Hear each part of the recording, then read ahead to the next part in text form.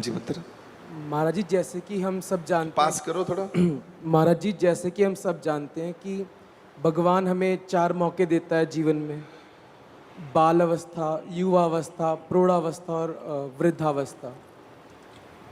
तो महाराज जी युवा अवस्था में हमें कैसे करना चाहिए, आप प्लीज़ हमें बताएं। देखिए, अवस्था जो है वो सारी तुम्हें देता है कि तुम अपनी तरफ लगा लो या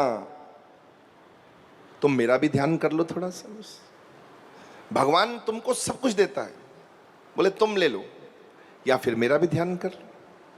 तो आपकी कोई अवस्था कब अच्छे कर्म फूट पड़े, जैसे बचपन में मैं 9 साल का था, मेरे अच्छे कर्म फूट पड़े और मैं भगवान की तरफ लग गया। तुम्हारी कितनी उम्र थी जब तुम भगवान की तरफ लगे? महाराज जी 8 साल। 8 साल। तो पहले इतना ध्यान नहीं था? तो जब कब से लगे हो, कितनी अभी उम्र कितनी है? महाराज जी 17 साल। तो 8 साल में क्या तुम्हारे को लगा? महाराज जी जो असली भक्ति जागी है वो कोरोना में जागी, आप जी ने कीर्तन बख्शिश किया। हाँ, अच्छा। तो कैसे हुआ बताओ, अपने असली भक्ति कैसे जागी? महाराज जी हम बिल्कुल भी जुड़े नहीं हुए थे और आपने एकदम से बोला कि कीर्तन करो। हम रोज कीर्तन करते थे और घर में संगत इकट्ठी करी और फिर अपने आप ही सारा कुछ होता गया और आज खुद भी। हाँ, मैं देखा तुमको, तुमने वो चैनल भी खोला एक यूट्यूब का जी। और तुम्हारे में एकदम कुछ अलग से ही तुम्हारा अंदाज था। तो कोरोना में तुमने कीर्तन शुरू कर दिया जी। झिझक खत्म हो गई जी। शर्म होती है ना थोड़ी सी, भगवान का नाम लेने में थोड़ा सा ना झिझक है, शर्म है। जैसे उसके कपड़े, ये वाले कपड़े पहनकर हमें ये ड्रेस पहननी होती है ना, तो कईयों को ये चिट्टा रंग ही नहीं पसंद, अरे कईयों को कुर्ते पजामे नहीं पसंद। तो कारण क्या कि बचपन में माँ ने सिखाया नहीं, बाप ने सिखाया नहीं, घर वालों ने सिखाया नहीं कि सेवा भाव में तो कोई वस्त्र भी जो भी मिल जाए। लंगोट पहनकर सेवा करते थे साधु संत महापुरुष जी। उनका तो वस्त्र भी नहीं हुआ करते थे तन के ऊपर। कृपा है। अब जब चोट लगी और तुमको वो समा, बडभागी समा आया तुमको पकड़ने वाला, तुम्हारे घर में चलकर आ गया, तुमको बाहर जाना नहीं पड़ा। तुम बोले कोरोना में, तो कोरोना में कितने साल हो गए अभी आए हुए? तो कोरोना तो ये 2020। जी। तो 20 से पक्के हुए हो जी। बल्कि तुम्हारी 4 साल उम्र है अगर तुम पक्के हुए हो। बिल्कुल। अब क्या करने का इरादा है दिल?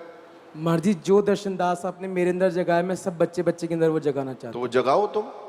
हर व्यक्ति वो सेवादार विवेकानंद है जिसका विवेक काम करता है, इसकी बुद्धि काम करती है, वो विवेकानंद है जी। जिसकी बुद्धि गुरु के लिए प्रेरित है और प्रेरणा देती है हर बच्चों को, बड़ों को कि चलो कुछ करो। और ऐसे तर्क करती है, ऐसी कृपा करती है, ऐसे शब्द निकलते हैं अंदर से, सरस्वती कृपा करती है कि तुमको, तुम्हारे साथ साथ में पूरी टीम बनती जाती है तुम्हारी। तुम 4 5 6 बच्चे थे तुम्हारे जी हरिद्वार में जी। तो देखो कितना कृपा हो गई कि तुमको आज तुम्हारे अंदर जो जुनून है ना, अगर तुमको मैं गद्दी पर बिठा दूं ना, तुमको तो सत्संग करना, तुम सत्संग कर सकते हो। तुम्हारे में इतनी ऊर्जा ताकत है, वो जो मैं देख रहा हूं तुम्हारे अंदर। हर सेवक में ये शक्ति है, वो गद्दी पर बैठ के सत्संग कर सकता है। कोई ये मंत्र पढ़ने वाली विद्या नहीं है, ये तो केवल एक, जब तक छुपी हुई है वो आग छुपी है, और जब जाग जाती है तो पुत्र जी भांबड़ मचाती है, फिर तो अंदर रुक नहीं सकती। वो तो लोगों को भी बताती है कि गुरु लादो रे मर्द, मर्द महान, मैं गुरु लादो, गुरु लादा मर्द महान, मैं तो अपना गुरु लब रहा, मैं तो आप ही हूं तगड़ा हो गया, बस शक्तिशाली बन गया बस मैं। ये तो गुरु लबन दी देरी है बेटा। जिस उम्र में भी गुरु मिल जाए उस उम्र में ही ठीक कर देता है वो, उसी उम्र में भगवान के पीछे लगा देता है। चल बेटा अब तेरी उम्र भगवान के पीछे भागेगी, अब तुझे खेल लिए जितने खेल खेलने थे संसार के, मना लिया जितना मनाना था दुनिया को, अब तो तू भगवान को मनाएगा बस। वही तेरा आखिरी जुनून है, वही तेरी आखिरी मंजिल है, वही तेरी ताकत है, शक्ति है, वही तेरा वर्तमान है और वही तेरा भविष्य है, बस वही तेरा सब कुछ है। महाराज जी युवावस्था में जैसे पोटेंशियल जो अपना पहचान लेता है कि मैं क्या कर सकता हूँ और मैं क्या करने के लिए बना हूँ, अपना गोल जो पहचान लेता है, उसका फिर बाकी का जीवन ऐसा हो जाता है कि वो दूसरों को जीने का ढंग सिखा देता है ना। एक संसारिक एजुकेशन है, एक आध्यात्मिक स्पिरिचुअल एजुकेशन है। अब आजकल के जो बच्चे हैं, नौजवान बच्चे हैं, वो ज़्यादातर अंग्रेजी इंग्लिश वो इंग्लिश की। अब आप किसी को बोलेंगे, अब जैसे तुमने कल ही मुझे कहा था, तुम ही थे ना मेरे से जी बात कर, जी जी इन्होंने ही मुझे कहा था कि महाराज जी मेरे बच्चे जो हैं, जो वो आपका सत्संग बोलेंगे तो नहीं सुनेंगे।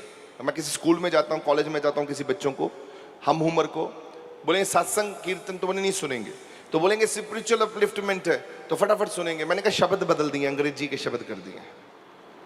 अंग्रेजी आदमी मूर्ख भी होगा ना, तो हमारे भारत की एक प्रॉब्लम है, वो कहेंगे सबसे सियाना आदमी है ये, देखो अंग्रेजी बोल रहा है। मूर्ख को खड़ा कर दो अंग्रेजी में। हमारी भारत की भाषा है, हमारे अंदर ताकत है, शक्ति है। अंग्रेजी बोलने से आदमी अक्लमंद नहीं होता प्यारे हो, वो तो एक भाषा है। आपने पंजाबी सीख लिया, आपने अंग्रेजी भी सीख लेंगे, क्या फर्क पड़ेगा, थोड़ा सा जोर लगाएंगे सीख लेंगे। आपकी बुद्धि की बात है, बुद्धि कितनी चलती है भगवान की तरफ, और कैसे लोगों तक तुम अपनी बात रख सकते हो, समझा सकते हो दुनिया को। आप में कैसी कला है, वो कला सीखनी होती है, और वही कला बरतानी होती है दूसरों में। बच्चों में वो कला बरता दो जाके, बस बच्चे अपने आप जागते रहेंगे, संसार अपने आप जागता रहेगा पुत्र। जैसे भगत सिंह था, उसको बचपन से पता था कि वो किस लिए बना है। बस भगत सिंह को पता था कि मैंने मरना है, और मैंने देश के लिए जीना है, देश के लिए मरना है। 23 साल की उम्र में, 23 साल क्या होते, कुछ नहीं होते बेटा, उन्हें अपना मकसद बना लिया। यही तुम भी उस क्रांति में, ये तुम्हें बचपन में जिसको पता लग जाए, 17 साल की उम्र में तुम्हें पता लग गया कि मुझे प्रभ अविनाशी प्राप्त करना है, तो तुमको रोक कौन पाएगा? कोई रोक नहीं पाएगा, जो मर्जी कर लो। बस अपने अंदर एक लिख लो, एक सिद्धांत, और एक ऐसी जीवन में एक लक्ष्य को बना लो, ठान लो। हर कर मैदान फतेह बंदिया, हर कर मैदान फतेह। कुछ भी हो, कोई रुकावट भी आए तो थमना नहीं है, रुकना नहीं है। कुछ भी हो जाए, अपनी भक्ति नहीं छोड़नी, अपनी सेवा नहीं छोड़नी। ये याद रखना मेरी बात। यही त्रिलोचन दास का यूएसपी है। मुझे पूछोगे ना कि महाराज जी आपके अंदर वो ताकत क्या है, मेरे को वो ताकत है। हाँ प्रभु, अगर मेरे को बीमार, आज तक मेरा रिकॉर्ड है, रिकॉर्ड अपना रिकॉर्ड है, बीमार भी होकर मैं सत्संग नहीं छोड़ता। याद रखना मेरी बात, रिकॉर्ड है मेरा, जब तक याद है मुझे अभी तक।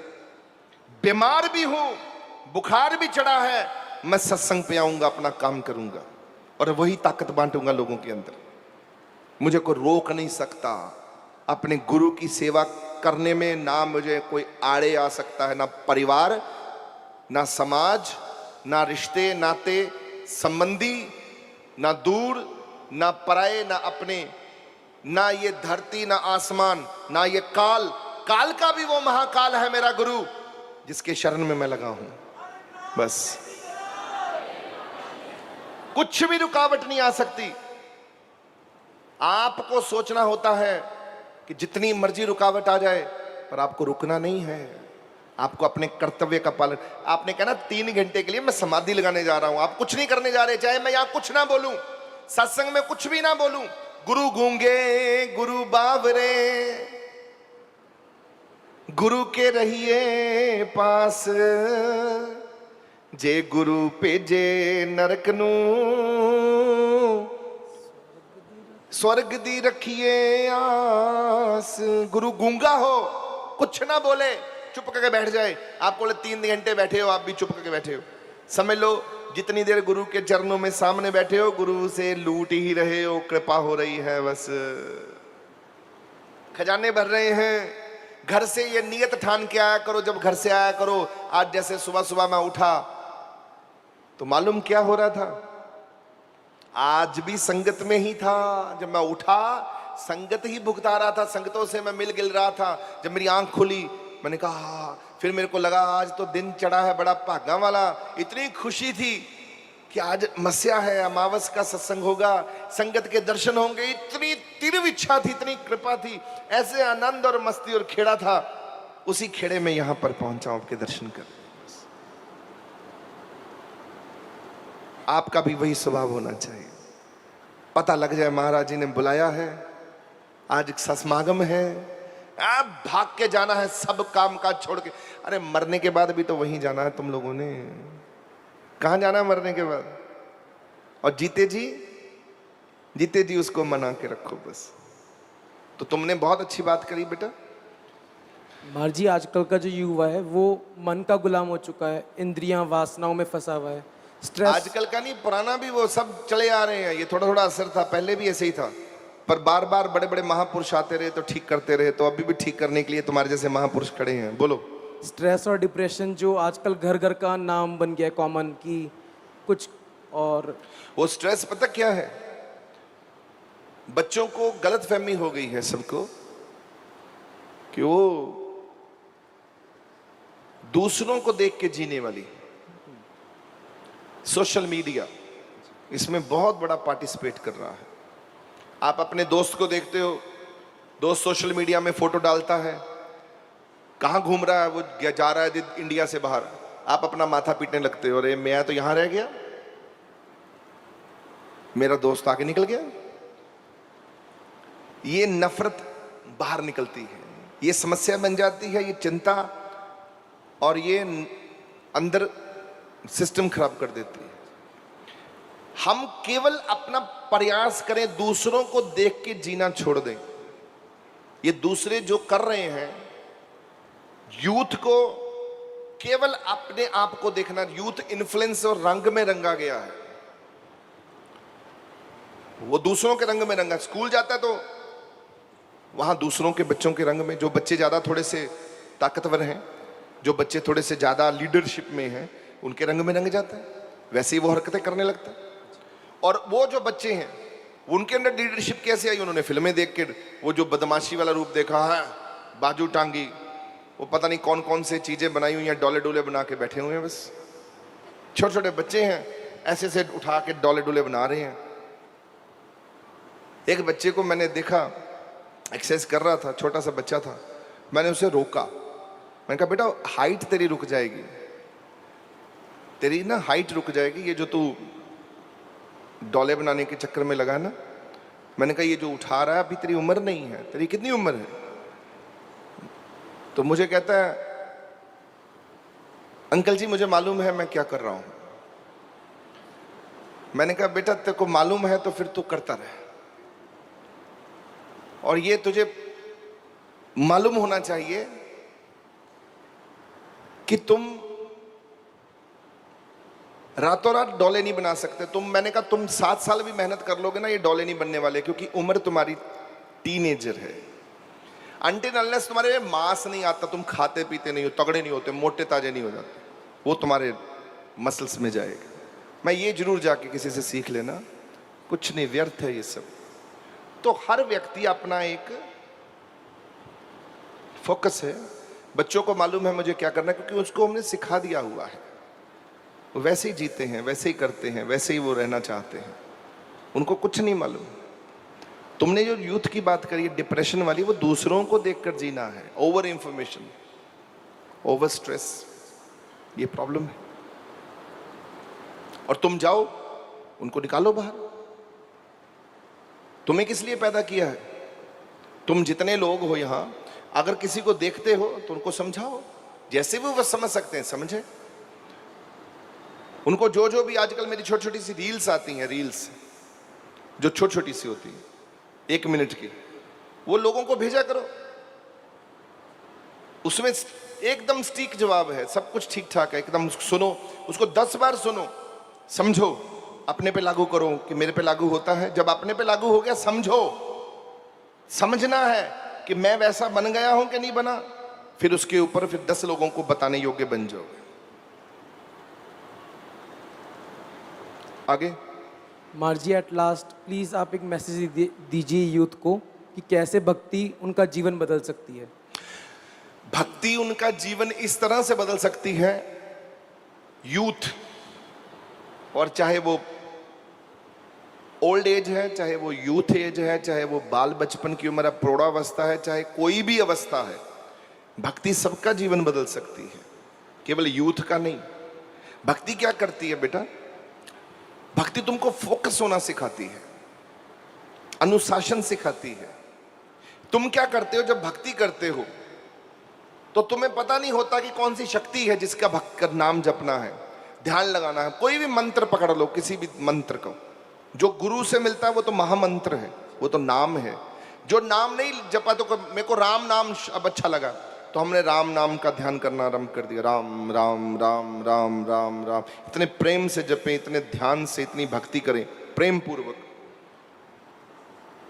कि राम के जब शब्द गुण, जो राम के सारे गुण जो हैं, राम नाम बहुत बड़ी ताकत है, तो उसमें सारे गुण, सारा गुण धर्म उसमें भगवान का तुम्हारे अंदर प्रवेश कर जाता, तुम भी वैसे बनना शुरू हो जाते हो।